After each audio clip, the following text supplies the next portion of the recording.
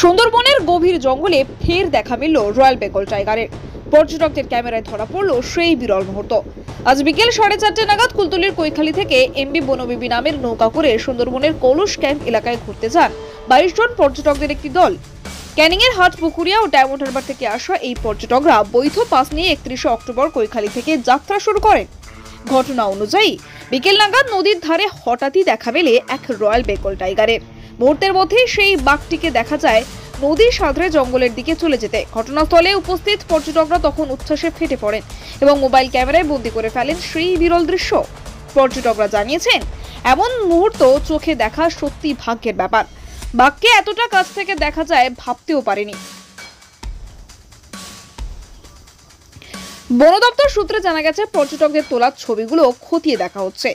ওই এলাকায় সম্প্রতি বাঘের পায়ের ছাপও মিলেছিল, যা এই ঘটনার সত্যতা আরো জোরালো করে তুলেছে। এই ঘটনার পর আবারও প্রমাণ মিলল সুন্দরবনের প্রকৃত সৌন্দর্য লুকিয়ে আছে তার অরণ্য ও অজানা রহস্যে।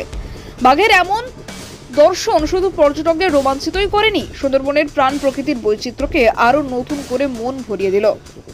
দক্ষিণ 24 পরগনা থেকে হাসান লস্কর বাবলুর রিপোর্ট, ডিএন নিউজ বাংলা। দাদা, আপনারা কোথা থেকে বেড়াতে এসেছেন? আমরা হাটপুরিয়া থেকে এসেছি। কতজন এসেছিলেন? আমরা 22 জন মতো এসেছিলাম। কোথা থেকে গিয়েছিলেন? আমরা কৈখালী থেকে গিয়েছিলাম। কার বোটে? শরীয়তের বোট বনবিবি।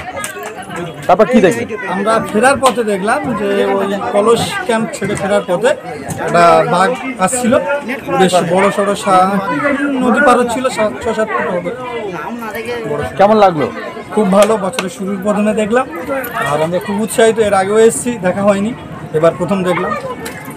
সুন্দরবনের প্রথম বাঘ তাহলে এবছরে আপনারা দেখলেন, কেমন লাগছে আপনার? খুব ভালো, আমরা খুব উৎসাহিত। কি নাম আপনার?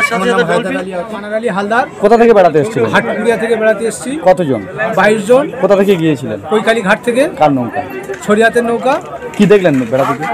বেড়াতে গিয়ে আমরা ফেরার পথে একটা রয়্যাল বেঙ্গল টাইগার দেখতে পেয়েছি। দেখে আমাদের খুব উৎসাহিত, খুব আনন্দিত। আমি আমার লাইফের প্রথম এসেছি, প্রথম দেখাতে আমি বাঘটা দেখতে পেয়েছি। আগামী দিনে কি এই সুন্দরবনে আসার পরিকল্পনা আছে? না, আমি আর আসবো না দাদা, আমার লাইফের প্রথম, আর আমি আর আসবো না। কেন? আমি আর আসবো না, আমার এমনি খুব ভয় লাগে দেখতে। তাও আমরা এসেছি, প্রথম দেখাতে বাঘ দেখা পেয়েছি।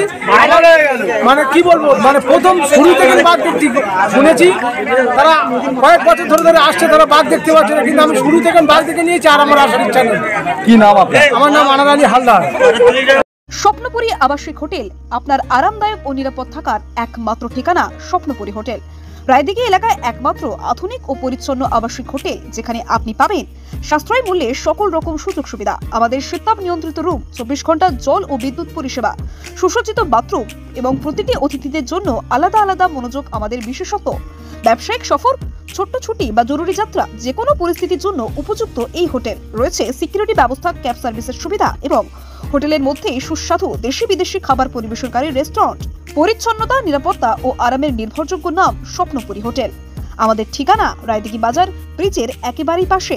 যোগাযোগ করুন আজই। আমাদের ফোন নাম্বার হলো 9609131691 এই নাম্বারে।